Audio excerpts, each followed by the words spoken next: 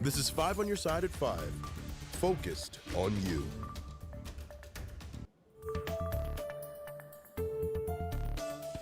I want them to stand up for what's right, stand up what's fair, and stand up for what they deserve. And we deserve it. It's a long time coming. Day 2 of that historic auto workers strike happening across the country. For the first time, UAW union members are picketing at all 3 major automaker plants, including one in our area. Good evening. I'm Brent Solomon. UAW members are demanding better wages, shorter work weeks, and more benefits. The strike continues at plants in Lansing, Michigan, Toledo, Ohio, and at the GM plant in Wentzville. Our Travis Cummings takes us to St. Charles County, where workers continue their call for better conditions. We get a lot of honking. It's a sound Ed Winston loves to hear. Feels good that everybody's supporting us. Winston has worked at the General Motors plant in Wentzville for a decade and says it'll feel even better once he and his co-workers get a better deal. For nearly 48 hours now, the United Auto Workers Union have had signs in hand, rotating shifts, picketing against GM, Ford, and Stellantis at the same time, a historic front. As more and more people join the picket line, I'm asking them what they think might have led to this moment. Since COVID hit, it's been hard to keep people working and stuff. We're always short-handed, but I just feel like we haven't really kept up with the inflation. They're calling for better job protections and benefits, demanding limits on the use of temporary workers and forced overtime, more time off for workers and a 4-day work week, and the right to strike over plant closing. It's exciting. Yeah, it is. Our second strike. Single mother Melissa Chapman's been with GM for 9 years and too loves her job. It's definitely been a game changer, allowing me to buy a house and things like that. And so it's definitely a good job because of our union. Chapman wants her company to recognize her value. We really try to put out a good quality product, and I think it's so important to the economy here as well. She and others are picking up their strike pay and insurance at union headquarters. So for some people, unnerving. A lot of our members were here in 2019 when we did our strike before. Some new members, so they're uncertainties, so we're trying to guide them through and give them reassurance that we're going to be okay. Travis Cummings, 5 on your side. Now, the current strike is not a total shutdown. In some cities, workers are continuing their shifts, so the overall impact may be limited. But for every minute the strike continues, automakers are losing money, and that can eventually impact local economies. Police have now identified the 3 people killed in a Madison County crash Friday. Chase Bowles, Emily Morton, and Jada Fulkerson died when 2 vehicles collided on Illinois Route 4. It happened around 4 Friday morning between Troy and St. Jacob. Police say one of the driver's car crossed the center line, crashing into a car one of the other victims was driving. The other was passengers. All died on scene. Right now, a road closure is causing significant delays in St. Clair County.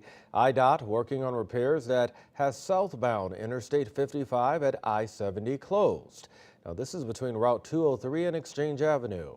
A detour is directing people to southbound I-255 and to westbound I-64, and it's causing some heavy traffic right now. Crews are working all weekend. The closure is expected to reopen Monday morning at 5. We've got your weather first forecast coming up. Let's go ahead and see if we can get some live images now over Forest Park. That's where the balloon race is underway, and balloon launches will happen all night. A pretty nice night to head out to the park.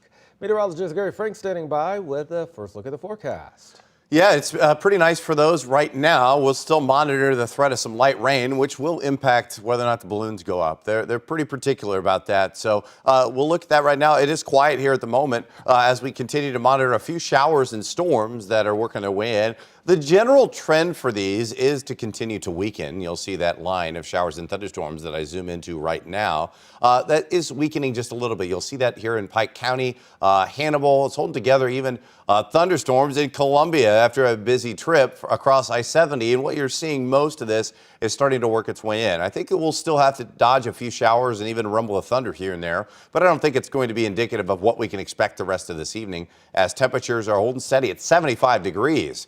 Not all that muggy, but you feel it a little bit. The wind is only at 5 miles an hour. That's an important component here. And the rest of the evening will fall into the 60s. It's not out of the question one of those storms pops up. We'll watch out for that and time that out for your outdoor plans and let you know about a serious warm-up coming up. All right. Thank you much. Well, cancer survivors and fighters are coming together to celebrate what they've overcome. Today, Mercy Hospital hosted its second annual survivorship event. 5 on your side's Mercedes McKay shows us what the day means to caregivers and their patients. There's a lot of days when people say to me, "Oh, you look so good." And I just think, if you knew how I felt. Back in 2020, Jan Hoggett got the news no one wants to hear. I underwent both chemotherapy and radiation at the same time. And when we did the follow-up PET scan, we thought everything was going to be good. Unfortunately, that wasn't the case for Hoggett. Even though the cervical cancer is under control, she's now battling lung cancer.